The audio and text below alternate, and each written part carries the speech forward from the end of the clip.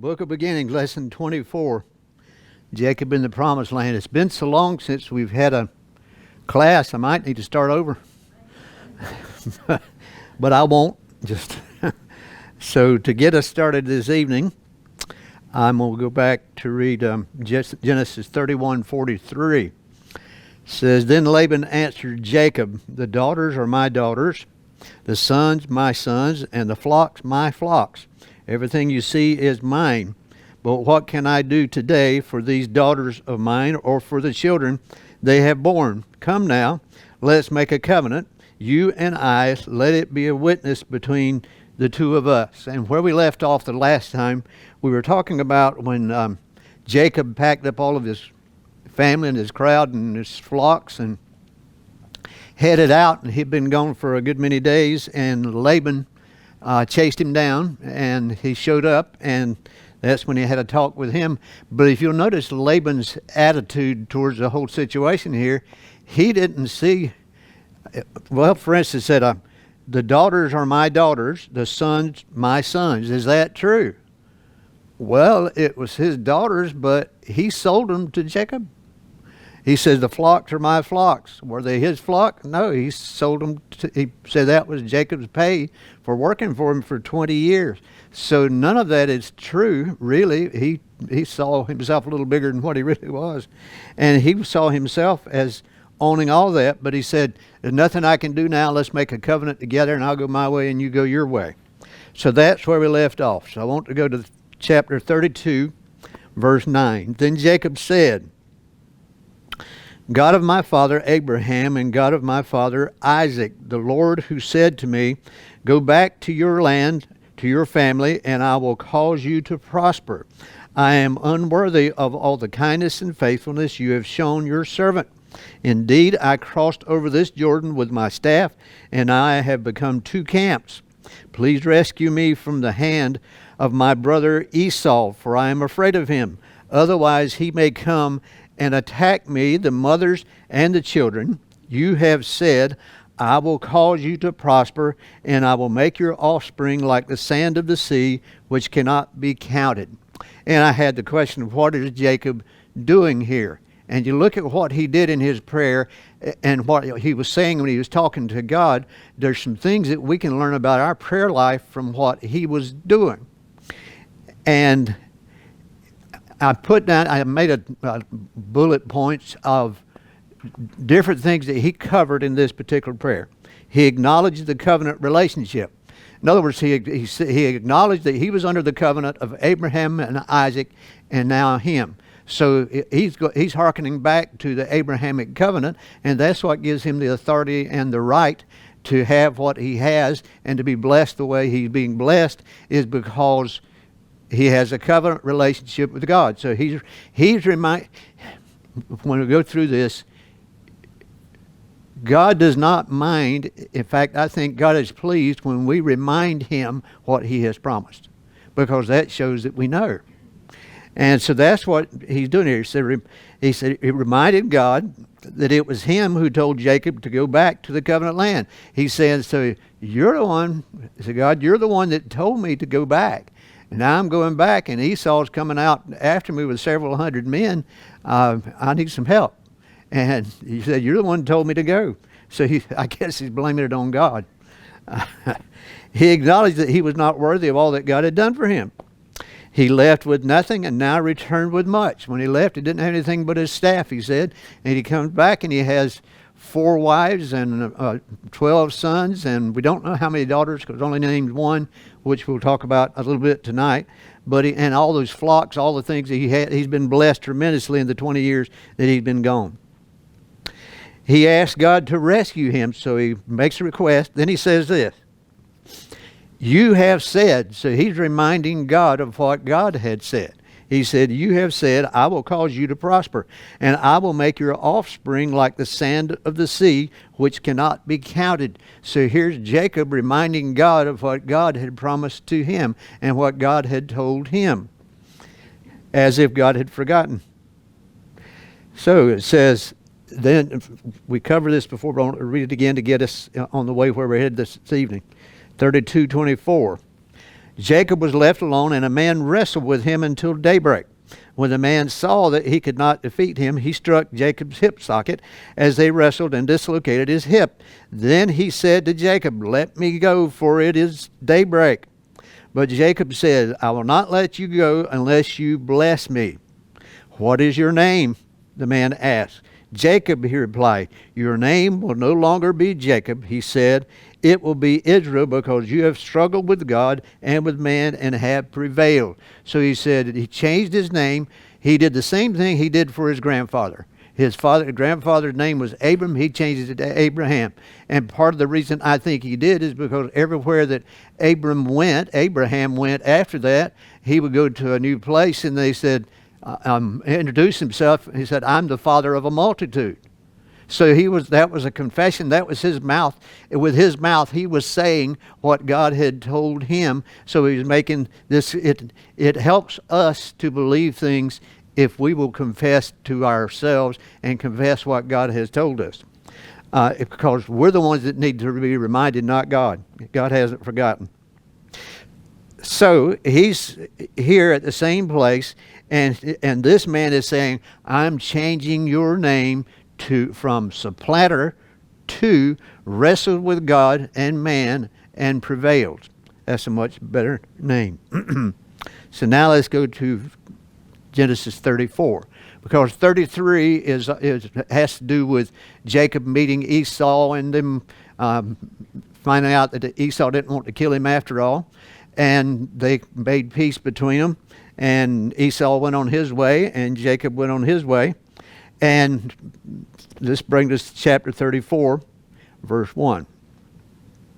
Dinah, this is the only girl that it mentioned, the only daughter that it mentions that Jacob, Israel, had by his wives, and this was by Leah.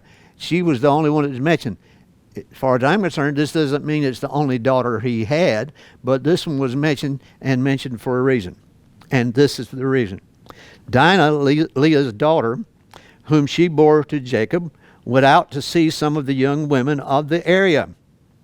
When Shechem, and some people pronounce this Shechem, the Hebrew way is like clearing your throat, but it's closer to Shechem than it is Shechem, so I pronounce it Shechem. You can pronounce it any way you want to. When Shechem, son of Hamor the Hivite, a prince of the region, saw her, he took her and raped her. He became infatuated with Dinah, daughter of Jacob. He loved the young girl and spoke tenderly to her. "Get me this girl as a wife," he told his father. So here's two people that don't know what Shechem has done, evidently, because he tells his dad he wants to get her. All of a sudden, he's in love with this girl that he has taken advantage of, and now he wants to marry her. He wants to get this girl for his wife. So before we get into that, get an idea of where we are, here in this map, this is back more in that time, this is Shechem here. You can see that down, it's not on here, but I'll show you on this one. I think it's on this one. Nope. Yeah, it is. On this one. Anyway, Shechem is up here, and you can see it came up from Haran and all the way down here, and he came over this way and across, and they settled in Shechem. So this name of the town is Shechem, named after the son Shechem, who had assaulted Dinah. If you look at this map, this one has got it a little larger, and it has Shechem, and I've got Bethel on here. I've used this map because this shows where Abraham started, wound up in Haran. Terah died. His father died in Haran. Then he comes down here, the Promised Land. Then he goes all the way back to Haran and gets his wives and has all the sons and so on, and then comes back this way and over to Shechem. I've got Bethel on there because Bethel was the place he stopped. It means house of God, and it's also where he's going to wind up going. You'll see in a little bit. So Shechem today looks kind of like this. This is one view of it. So it's not much of a community anymore, and this is the remains of one of the cities, probably the chief city in Shechem. So this is what it looks like today. And I want to read off some things about Shechem, because as you're reading the Old Testament, you'll run across the name, this particular town, this particular area, several times. It says Shechem is mentioned numerous times throughout the Old Testament, and each reference sheds light on its significance. In the Bible, Shechem is described as a city situated in a strategic location, making it a vital center for trade and commerce. So when you look back at the map, you can see where it is here. So you have Mesopotamia up here, all the civilization up here. Then you have Egypt down here, and they're in between, and it was a major stop-off place for the trade route between those areas. So it was very well-known, very well-traveled area. Shechem plays a crucial role in the history of the patriarchs, particularly Abraham and Jacob. Abraham, the father of the Israelite nation, first arrived in Shechem and received a promise from God regarding the land. So that's where he first received the promise about what was going to happen with what land he was going to have and how his descendants were going to inherit it and so on.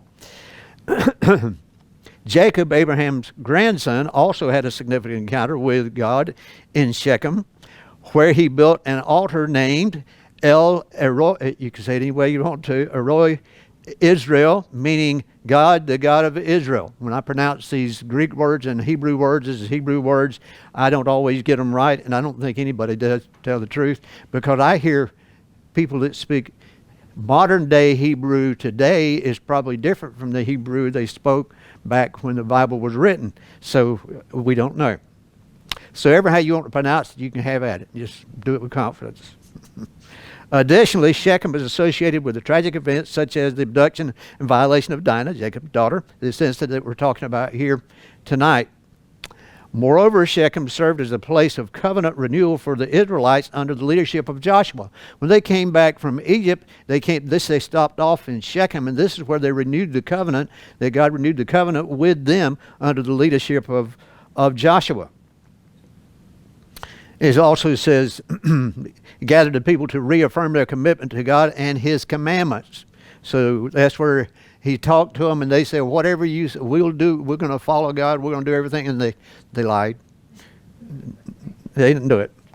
Throughout the Judges period, Shechem continued to play a prominent role, serving as a center for governance and worship. It was here that Abimelech, one of Gideon's sons, sought to establish his kingship. It didn't turn out well for him, but he decided to do that. Lastly, Shechem symbolizes unity, as it was the place where the 12 tribes of Israel gathered to renew their allegiance to God. It represents the collective identity and shared heritage of the Israelite people. So as you're reading through the Old Testament, especially Genesis, Exodus, Leviticus, right on through the Judges, you'll run across this area, this town Shechem, and it's so that it has a lot of history having to do with the Israelite people. I think I got another map here in a minute, but anyway, we'll see. So let's go back to 34:1 again. It says, Dinah, Leah's daughter, whom she bore to Jacob, went out to see some of the young women of the area. When Shechem, son of Hamor the Hivite, a prince of the region, saw her, he took her and raped her. He became infatuated with Dinah, daughter of Jacob. He loved the young girl and spoke tenderly to her. It's a good time to start speaking tenderly to her. Get me this girl as a wife. Now, is that somebody? Get me this girl as a wife. He told his father Hamor. So, what happens there? Hamor, and I put a footnote down there. Hamor in Hebrew means donkey. So I'm not, you carry that any way you want to. So he's the son of a donkey. It says, Hamor said to Jacob's sons, so he's talking to Jacob's sons, my son Shechem is strongly attracted to your daughter. I guess so. Please give her to him as a wife. Intermarry with us, give your daughters to us, and take your daughters for yourselves. Live with us, the land is before you. Settle here, move about, and acquire property in it. Do you see anywhere in this conversation where Hamor had talked to anybody else in town about what he's talking to them about? So we don't know if he's shared any of this with them or not. So, now the 11th verse. Then Shechem said to Dinah's father and brothers, now Shechem speaking, he's along with his dad, Shechem, he says, grant me this favor, and I'll give you whatever you say. Demand of me a high compensation and gift. I'll give you whatever you ask for. Just give the girl to be my wife. Just as long as you give her to be my wife, I'll give her anything that you want. Okay, we'll slip down to verse 25. Because what happened was, Jacob's son says, we can't have any of our family marrying into any family that's uncircumcised. If the men are uncircumcised, that can't be done. So all of your men in all the village have to be circumcised in order for us to make this covenant. So they did. And on the third day is where we pick up.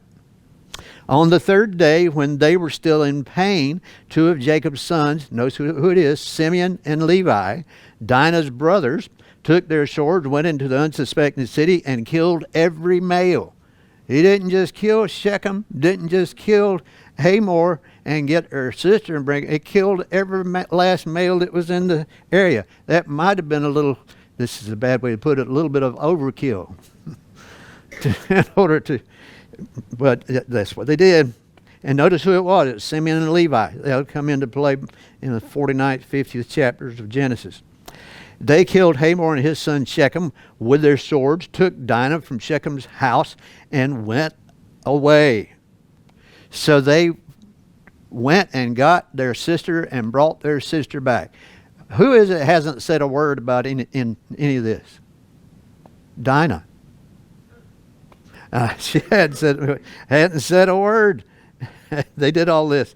So now we're going to go down to the 30th verse. Then Jacob said to Simeon and Levi, you have brought trouble on me, making me odious to the inhabitants of the land, the Canaanites and the Perizzites.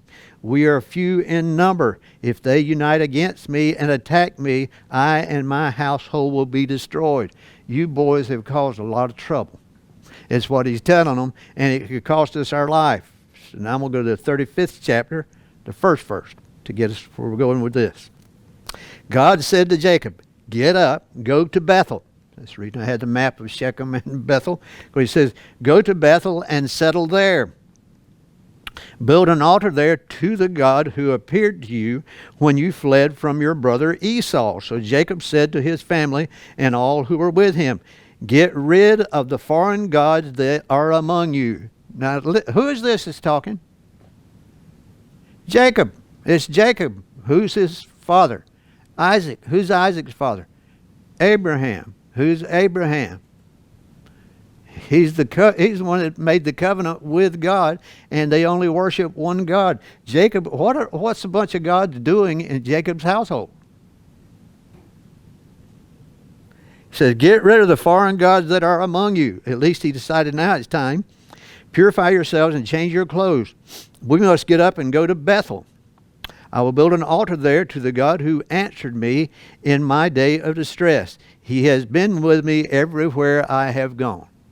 And the map that I have is the one where it shows where Jacob left from Beersheba and went to Haran, which is further up, but it's up in that area. And then he was coming back. He came back this way across to Shechem, and now he's going down to Luz, which is Bethel. It's the same as Bethel. And I thought this map might help us because this is modern day Israel. And this is what many refer to as the West Bank. The people in Israel don't. They refer to that as Samaria and Judea because that doesn't really belong to. I was listening to some news today, and they were talking about, somebody was talking about the nation of Palestine. There's never been a nation of Palestine. There just hasn't been. I'm sorry. Look all the history you want to. There's never been a nation of Palestine. And people act as if the Jewish people owe this to the Palestinians. They don't owe it to anybody. Whatever they do with that, they won that land through wars that the Arabs fought against them. So anyway, well, I won't go that far. But you can see here where it shows this is Shechem and this is Bethel. Down here's the Dead Sea. This is the Sea of Galilee and the Jordan River. It gives you an idea of where it is. And down here is where Jerusalem is. And you can see Jerusalem just south of where Bethel is. and that's where they were going. So it's not a long journey, but at least they're leaving Shechem, leaving that behind. What all happened there afterwards, I don't know. And I put a note here. It wasn't unusual in that day for people to worship many gods. But what was really unusual is for somebody to worship one God. Now, how many gods was there when God created the heavens and the earth? One. How many was there in the day of Noah? One. How many was there ever since? One. How many is there today? One. Okay, so men have made up gods all through the years, and it has to do with many different reasons why they do. But the Canaanites, the place where they're living at this time in the land of Canaan, had a lot of gods. So, just for entertainment, I made a list. Canaanite deities. Anat, which is virgin goddess of war and strife, mate sister to Baal-Hadad. Asherah, walker of the sea, mother goddess, wife of El, also known as Elat. Astarte, possibly androgynous divinity associated with Venus. Baalat and Baalit, the wife or female counterpart of Baal. Baal-Hadad, storm god, who superseded El as head of the pantheon. Baal-Hamon, god of fertility and renewer of all energies. In Mediterranean, Dagon, god of crop fertility, father of Hadad, Elyon, God Most High, El and Eshan and Baalat. You got a bunch of them here, and we're not done. You got Kotheret, goddess of marriage and pregnancy. Kothar, Hassus, the skilled god of craftsmanship. Lotan, serpent ally of evil. Yam. And we keep going on and on and on. It tells how El was depicted by them. And then you got Belkart, and you got Molech, and you got Mot, god of death. You got Kadeshtu, Holy One, goddess of love. And it keeps going, and I think we've all just about run out. This is the end of it. Gets down into the wise. We're gonna find that's the gods that were worshipped in the land where Jacob and his family were living. So you can understand why some of Jacob's family, he had 4 wives, he had 12 sons, and at least 1 daughter. We don't know how many servants we had. We don't know how many their men and women were traveling with him. Don't have any idea. So all these people that he got that were serving him, they were not necessarily people that worship one God. So I can see why he could be saying, look, get all these gods. We're going to clean house. We're going to worship one God. All of us going to worship one God. Now, there's a difference. The Torah, the Old Testament, the Pentateuch, the first 5 books of the Old Testament, the Torah establishes something for the first time in the history of mankind in writing. And there's several things that it established, and this is just some of them. The first God in history, and we're talking about God, the first God in history to be above and beyond nature. The rest of the gods, they would marry within the people down here, and they would intermingle with them, so they're part of they were tied to the earth and part of the earth, as well as part of the pantheon in the heavenlies. Brought universal morality to the world. In other words, he established a law for everybody. His law is universal. Good and evil are not individual or societal, but objectively real. In other words, it's a real thing. Morally judges every human being. God has the authority to morally judge every human being because he's the God of perfection, the God of all righteousness. He gives humanity hope, introduced holiness. How much hope do you have in those gods that they were worshiping? And the things that they did, and the sacrifices they had to make, and all those. Introduced holiness, the elevation of the human form. Gives every human being unprecedented self-worth, is necessary for human brotherhood. Began the long journey to belief in human equality. Reason we have the very idea and concept of all men being created equal is because of the Torah, because of the scriptures, because of the words that were written in the Torah. began the long journey in belief about human equality, is incorporeal, no body, not physical. In other words, he wasn't a physical being. All these other gods, most all of them that knew, they had that they talked about had a human form, and they talked about them. Some of them got in wars together and killed each other, and they did all different kinds of things. And I listened to somebody who thought they were very intelligent, talking about how the Bible and the teachings of the Bible and with Jesus and all that, that's the same as the gods in Egypt and Osiris and all them. I'm thinking, you never read anything about them evidently, or you know there's a lot of difference. All you have to do is read what's said about these gods and read what it says about Jesus, and then compare them and say these two are not alike. But everybody wants to try to claim that they are, and that the Bible stole things from the other religions, from Egypt, and anyway, all you have to do is read. Teaches us the physical world is not the only reality. Means there is ultimate meaning to existence and to each of our lives. Give human beings free will. Teaches might is not right and made human moral progress possible. All of this was established by this document that we read as our Old Testament, by the Torah. The Torah established the law for all the world, and when you read through just the Ten Commandments, for that matter, if we leave off the ones where it says you worship the Lord your God and serve no other, and just go down to the part where it says love your father and mother, honor your father and mother, do not kill, do not steal, everything that it lists down there are things that are good in every society and always have been across every human civilization in the history of the world. You can go to a tribe of natives and discover them somewhere else and look at the code that they live by, and it will mirror what it says in the Torah. Because everybody believes that killing somebody else is wrong. Every civilization. Stealing something from somebody is wrong. All these things that it lists, but it's put down in writing and formulated in the Torah, first place that it is. Verse 35, chapter 35, verse 4. Then they gave Jacob all their foreign gods and their earrings, and Jacob hid them under the oak near Shechem. Notice he left them in Shechem. When they set out, a terror from God came over the cities around them. Notice what happened. When they set out, Jacob was concerned that the other peoples would attack them, but what happened? Because he obeyed God and did what God had told him to do, God took care of him. It says God came over the cities around them, and they did not pursue Jacob's sons.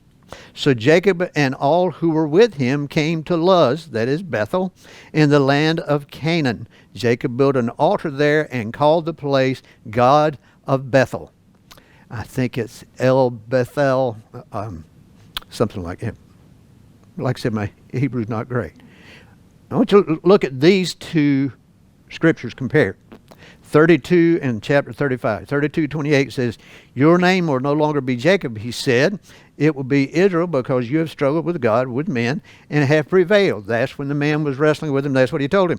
35:10 says, God said to him, your name is Jacob. You will no longer be named Jacob, but your name will be Israel. So he named him Israel. God said to him, I am God Almighty. El Shaddai is when you see God Almighty in the Old Testament, is translated from El Shaddai. And there's many different people who said different ideas of exactly what that means, but that's where it came from. When it says God Almighty, you can count on it. It's El Shaddai. He said, I am God Almighty. Be fruitful and multiply. A nation indeed, an assembly of nations will come from you, and the kings will descend from you. I will give to you the land that I gave to Abraham and Isaac, and I will give the land to your future descendants. So what is God doing here? What is he saying here?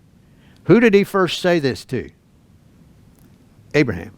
He first said this to Abraham and renewed it several different times with Abraham. Then when Isaac comes on the scene and it's time for him to take over the covenant, God comes back and says the same thing to Isaac and tells him. And now he comes to Israel, who was Jacob, and he gives him the same covenant, gives him the same exact thing that he had told to his father and his grandfather. This covenant, what's good for us is when God gives his word, it's good.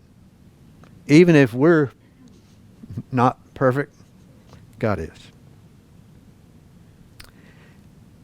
And this 35:23, this tells all the sons of Jacob, of Israel. Leah's sons were Reuben, Jacob's firstborn, Simeon, Levi, Judah, Issachar, and Zebulun. Okay, now if you remember, she had Reuben, Simeon, Levi, and Judah, and then she stopped having children.